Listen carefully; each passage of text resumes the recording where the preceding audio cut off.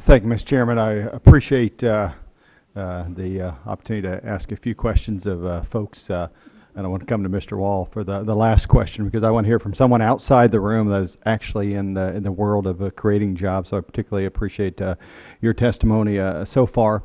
One of the first comments and observations I'd like to make and ask a question of Ms. Rogers is you were talking about sticking to the current baseline by the estimates out of my office on January 1st, 2013.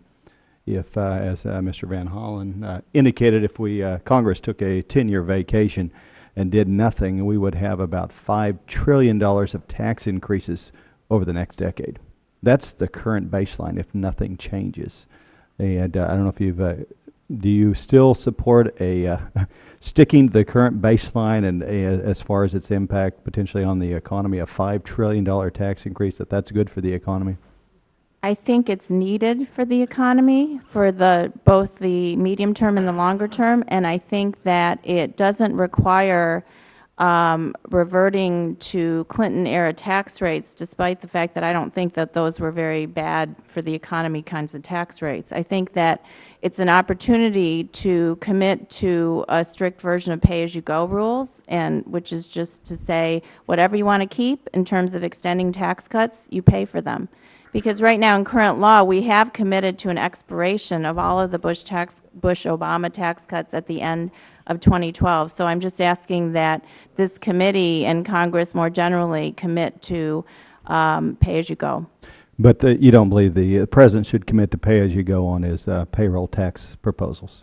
Is that correct? No, I support the idea of offsetting the cost of those as well. That is not, I read the bill last night, and there is no offset. Essentially, it's borrowing money, debt payments is what will be the offset. There is no offset in the President's bill. It's borrow and pay later. It's not pay-as-you-go. And but question I would ask, we have a $5 trillion tax increase potentially facing us if we don't make some progress here, and I appreciate the discussion today. But Mr. Wall, the question I would have for you, and as you talked about certainty and temporary tax cuts, temporary tax relief, temporary measures as we've seen in Obama Stimulus 1, Bush Stimulus 1, Obama Stimulus 2, is how many years do you need to say, hey, that's the kind of certainty I need? And my problem is, as a member of Congress and everybody here, is we can't bind future Congresses. We can try to tie them down, maybe with a constitutional amendment on the balanced budget amendment. But how many years do you need of certainty to say, hey, yeah, I can make those investment decisions? Thank you, Congressman. With respect to your question, I would say permanent. What I'm advocating is not the temporary stimulus, if you will, permanent, stable, fundamental corporate tax reform. We talked about the corporate taxes was waged on capital formation, labor, and customers. The corporations have the jobs. If the tax rate could be lowered, when you look at our competitors, the OECD, it would stimulate investment into the United States. And I think that would be huge for investment and job creation.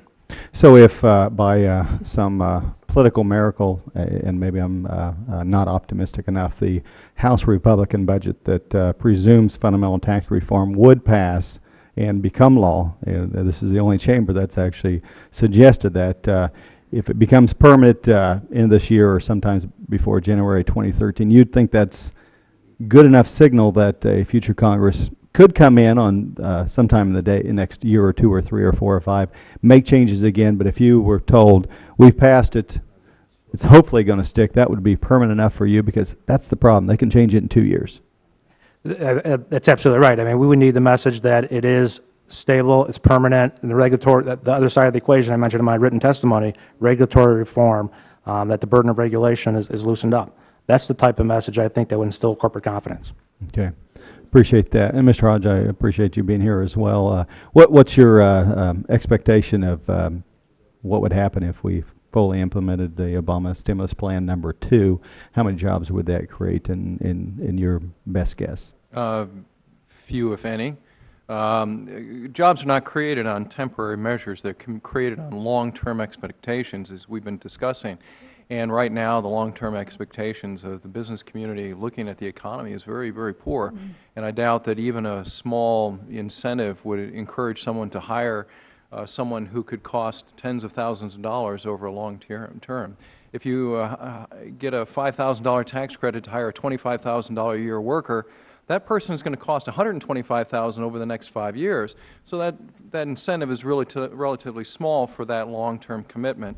And so you ought to be absolutely sure that you have profits and business that's going to allow you to keep that person for the long term. And right now, too few businesses have that certainty. Yep. Well, thank you for the conference, Mr. Chairman and ranking member. I appreciate a great panel today. Thanks, Mr. McCollum.